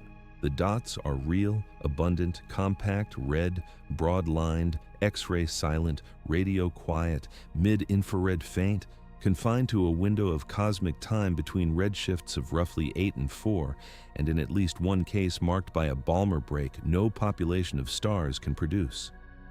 What is not known is the single physical picture that ties those facts together, or whether a single picture exists at all rather than three sharing one name. The black hole star is the strongest answer anyone has assembled, and it remains an answer under test, defended by some of the same people who would be quickest to abandon it if the next round of spectra refused to cooperate. Three models stand. Each explains part of what is seen and fails on another. None closes the case, and the objects that forced the question, first noticed as suspected flaws in the summer of 2022, are still, 4 years on, points of red light whose nature has not been decided. A cluster of galaxies is the largest gravitationally bound structure the universe assembles, and one of them, sitting between Webb and the deep field beyond it, turned a single little red dot into three. The cluster is Abell 2744, nicknamed Pandora's Cluster, a violent pileup of several smaller clusters caught in the act of merging, its combined mass so great that it bends the path of light passing near it. That bending is gravitational lensing, the effect predicted by general relativity in which mass curves space and space redirects light. A massive enough foreground object acts as a lens, magnifying and sometimes multiplying the image of whatever lies behind it. Astronomers had used Abell 2744 as a lens for years before Webb. The Uncover survey pointed Webb's instruments at it specifically to see the faint magnified universe in its background. Among the magnified background sources, one stood out by appearing more than once. The object now cataloged as Abell 2744 QSO1, the QSO standing for quasi-stellar object, the old term for a quasar-like point source, showed up as three separate images in the Webb data, the same source split into a triple by the cluster's gravity. When a lens is strong enough and the geometry aligns, light from a single background object takes multiple paths around and through the cluster's mass, arriving from slightly different directions and producing 2, 3, or more images of one thing. 3 images of Abell 2744 QSO1 meant the lensing was strong and the geometry favorable, and it meant astronomers had 3 independent looks at the same red dot, plus a substantial magnification, boosting its faint light into the range where spectroscopy becomes possible. The discovery and analysis were led by Lucas Furtak, an astronomer at Ben Gurion University of the Negev in Israel, working with collaborators including Ivo Labay, Jenny Green, and others from the Uncover team, with the central results published in Nature in 2024. The redshift came out at about 7, placing the object in the early universe. Its light emitted when the cosmos was roughly 750 million years old. And the magnification from the cluster, which the lensing models could estimate, did 2 things at once. It made the object bright enough to study in detail, and it tightened the constraint on its size, because a magnified image that still refuses to resolve confines the true source to an even smaller scale than the unlensed limit allows. What the spectrum revealed put Abell 2744 QSO1 near the center of the little red dot debate, because it showed the broad hydrogen lines that signal a black hole cleanly and convincingly. The Balmer lines were broad, implying gas moving fast around a compact, massive center, and from their width, the team estimated a black hole mass in the range of tens of millions of solar masses. A genuine supermassive black hole, present and feeding, 750 million years after the beginning. The lensing magnification made the measurement more trustworthy than for an unlensed fainter dot because there were more photons to work with and 3 images to cross-check. The object also displayed, in sharp form, the overmassive black hole problem laid out earlier. The black hole mass came out large, the stellar mass of the host galaxy came out small. The ratio of black hole to host was extreme, the black hole constituting a far larger fraction of the system than the roughly 1 part in 1,000 that holds in the nearby universe. In Abell 2744 QS01, by some analyses, the black hole approached or exceeded 1/10 of the host's stellar mass, and possibly more. Here was a clean, lensed, well-measured example of the inversion. A black hole that looked too big for its galaxy, observed when the universe was young enough that growing such a black hole at all is difficult to explain. If the broad-line mass is taken at face value, this object is among the strongest single cases that early black holes outpaced their hosts. The same caveats that apply across the field apply here, and the lensing does not exempt the object from them. The broad-line mass rests on the same recipe calibrated in the nearby universe, and if scattering in dense gas contributes to the line width, the mass is overestimated and the imbalance softens. The stellar mass of a faint host measured against a bright central point carries the usual difficulty. But the lensing reduces some uncertainties that plague unlensed dots. The magnification yields a better spectrum, the multiple images allow consistency checks, and the size constraint is sharper. Abell 2744 QS01 is, for these reasons, one of the reference objects of the field. When astronomers want a concrete, well-characterized little red dot to test models against, this lensed triple is among the first they reach for. Its compactness, sharpened by the magnification, deserves emphasis because it fed directly into the models discussed earlier.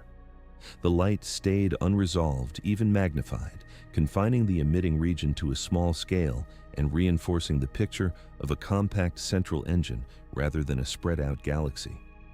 Combined with the broad lines and the overmassive ratio, the object reads as a black hole surrounded by dense, compact material, precisely the configuration that the dense gas envelope in black hole star models describe. Abell 2744 QS01 did not by itself prove any single model, but it provided a clean, lensed laboratory in which the broad-line black hole, the small size, and the overmassive ratio appeared together in one well-measured object, rather than scattered across many marginal ones. The lensing that made this possible is worth appreciating as a method, because it is how the faintest, most distant red dots will be studied going forward. Webb's raw sensitivity is finite. A faint object at high redshift may carry too few photons for a good spectrum, no matter how long the telescope stares. A cluster lens supplies extra magnification for free, courtesy of gravity, reaching objects that would otherwise stay out of range. Surveys built around lensing clusters, Uncover among them, with others following, deliberately exploit this to push past the unlensed limit, both in brightness and in resolved size. The triple image of Abell 2744 QSE1 is the showcase result of that strategy. A single early red dot, multiplied and magnified by a merging cluster, turned into one of the best measured members of a class that is, in most other cases, maddeningly faint. The object sits at a redshift of 7, its black hole already tens of millions of solar masses, its host barely there, a snapshot of the imbalance the next part has to explain, taken at the moment the imbalance was forming. Two more, pulled from the reserve angles, triple image, Abell 2744 QS01, and quasar seed, the early black hole connection. Both run full length and open on a concrete noun, per the house rule. Best slotted in just before the no verdict close. I'll mark them as 15A and 15B so your numbering stays clean. Part 15A, triple image. A cluster of galaxies is the largest gravitationally bound structure the universe assembles, and one of them, sitting between Webb and the deep field beyond it, turned a single little red dot into 3.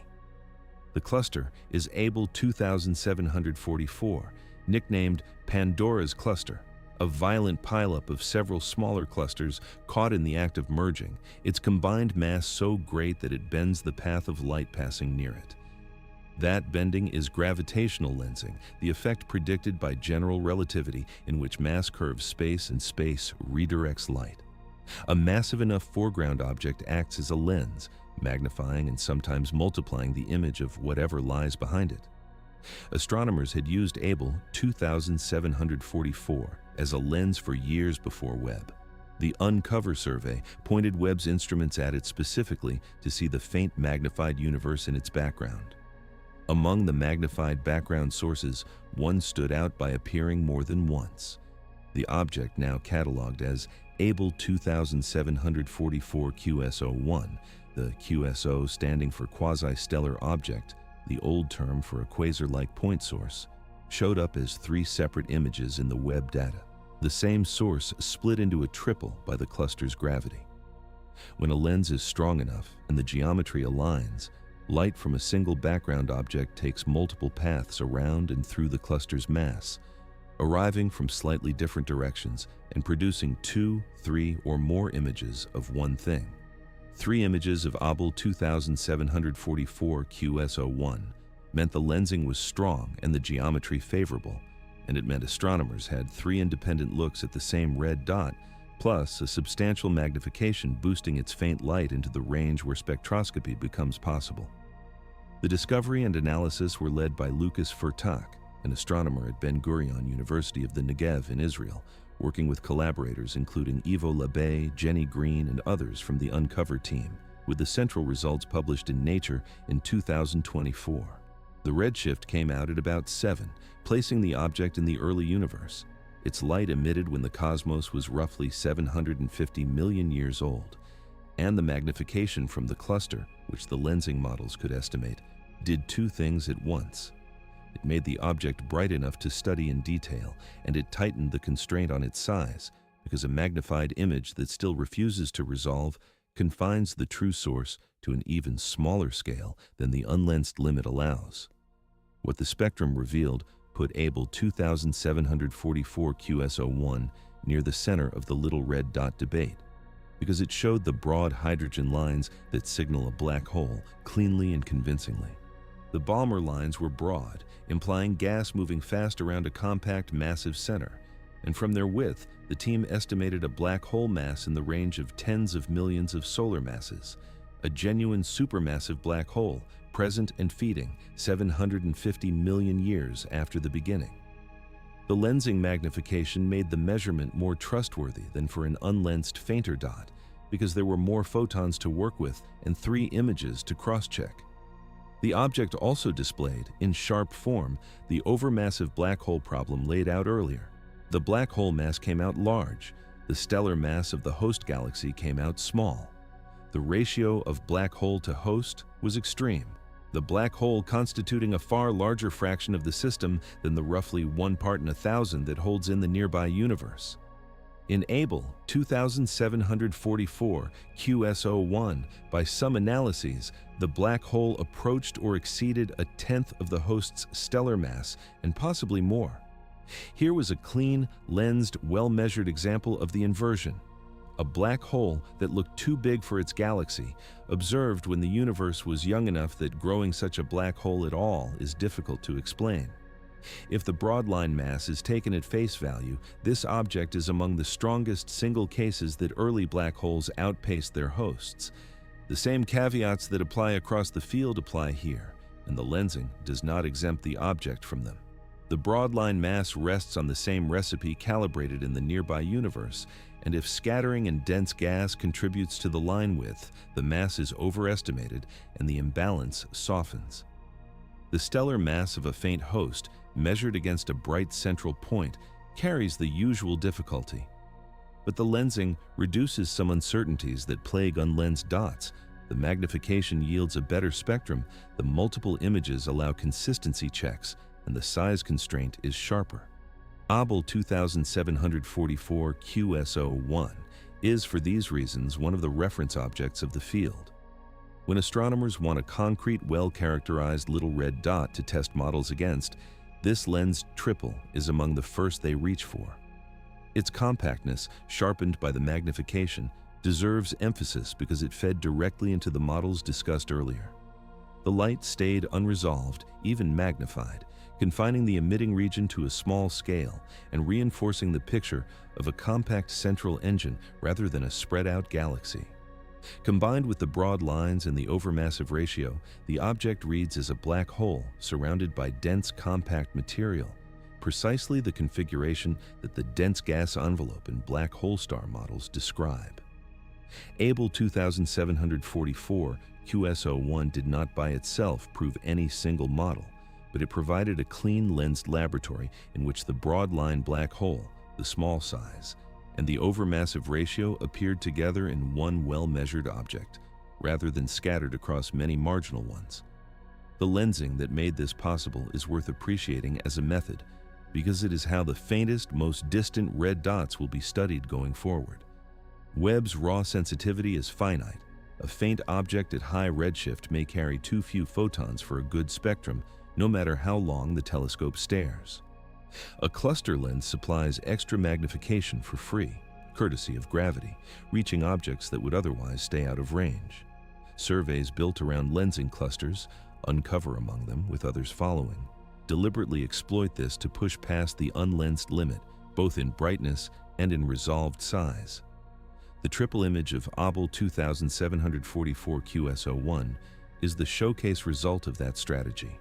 A single early red dot, multiplied and magnified by a merging cluster, turned into one of the best measured members of a class that is, in most other cases, maddeningly faint. The object sits at a redshift of 7, its black hole already tens of millions of solar masses, its host barely there, a snapshot of the imbalance the next part has to explain, taken at the moment the imbalance was forming. Part 15b, Quasar Seed. A quasar at a redshift above 7 should not exist by the simplest accounting, and several do. The most distant ones found, objects such as the quasar catalog J0313-1806, at a redshift of about 7.6, its light emitted when the universe was roughly 670 million years old, are powered by black holes of around 1 billion times the mass of the Sun, and in some cases more. These are not the little red dots. They are luminous, unobscured quasars, blazing across the cosmos, found by earlier surveys before Webb. But they pose a problem that the little red dots may help solve, and the connection is what gives the dots much of their importance beyond their own strangeness. The problem is time. A black hole grows by accreting matter, and the accretion is self-limiting. As gas falls in and heats, it radiates, and the radiation pushes outward on the infalling material. At a certain luminosity, the Eddington limit, set by the balance between gravity pulling gas in and radiation pressure pushing it out, the outward push chokes off further accretion. A black hole, accreting at the Eddington rate, doubles its mass on a characteristic timescale of a few tens of millions of years. Start from a modest seed and grow at the Eddington limit continuously, and you can calculate how long it takes to reach 1 billion solar masses. The answer, for a light seed, is uncomfortably close to or longer than the age of the universe at redshift 7. There is barely enough time, and only if the black hole accretes at the maximum rate without pause from very early on, which real black holes rarely do because their fuel supply fluctuates. 2 ways out have dominated the discussion. The first is heavy seeds. If the first black holes formed not from the collapse of individual early stars, which would yield seeds of perhaps 100 solar masses, but from the direct collapse of enormous clouds of gas into single objects of tens of thousands to 100,000 solar masses, then they start the race far ahead, and reaching 1 billion solar masses by redshift 7 becomes feasible. Direct collapse black holes require special conditions in the early universe, large clouds of pristine gas that avoid fragmenting into ordinary stars and instead collapse wholesale, and whether those conditions arose often enough has been debated for years. The second way out is super-Eddington accretion, brief episodes in which a black hole accretes faster than the Eddington limit nominally allows, the geometry of the inflow letting it swallow gas more rapidly than the simple limit suggests. Repeated super-Eddington bursts could grow even a light seed quickly. Both routes have advocates. Neither has been confirmed by direct observation because the relevant epoch was, until Webb, largely invisible. The little red dots enter exactly here as a possible observation of the missing middle of the story. The luminous quasars at redshift 7 are the finished product. Billion solar mass black holes, fully grown, shining without obscuration. What had never been seen was the population that produces them.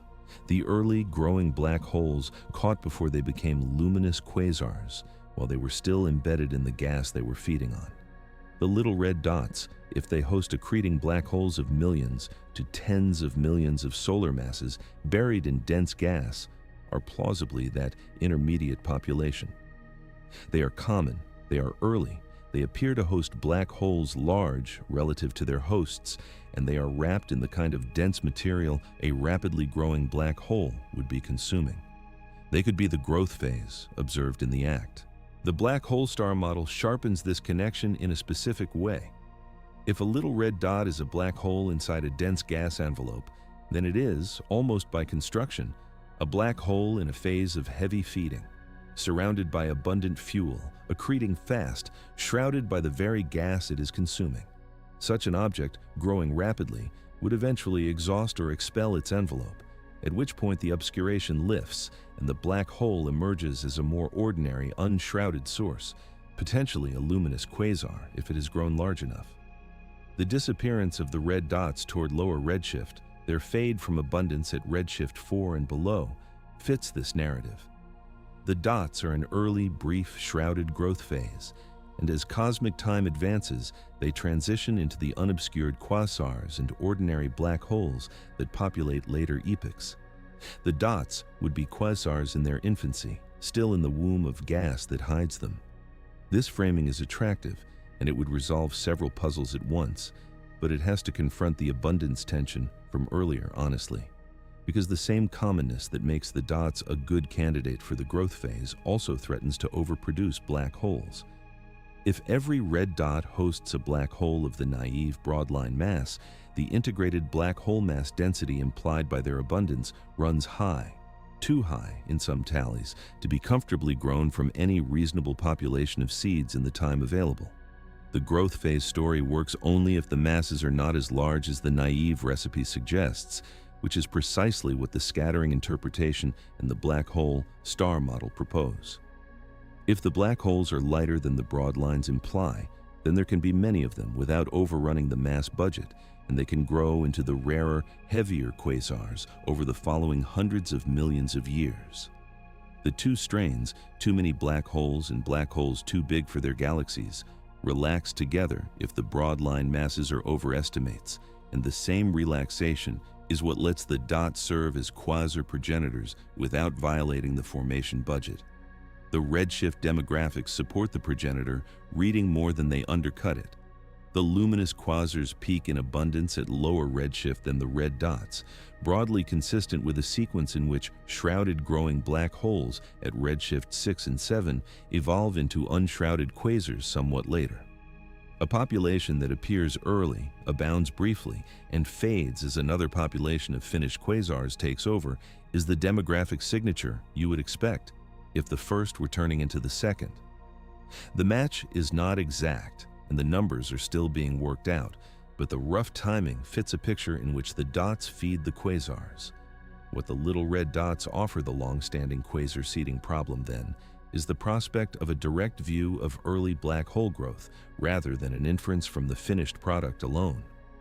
For 2 decades, the billion solar mass quasars at redshift 7 stood as a challenge with no observed solution.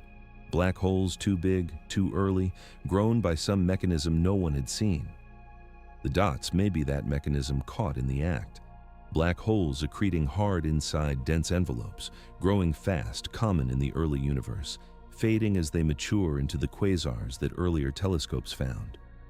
If that is what they are, they convert a theoretical puzzle into an observational one, replacing the question of how early black holes could possibly have grown so fast with the more tractable task of measuring a population that is doing the growing.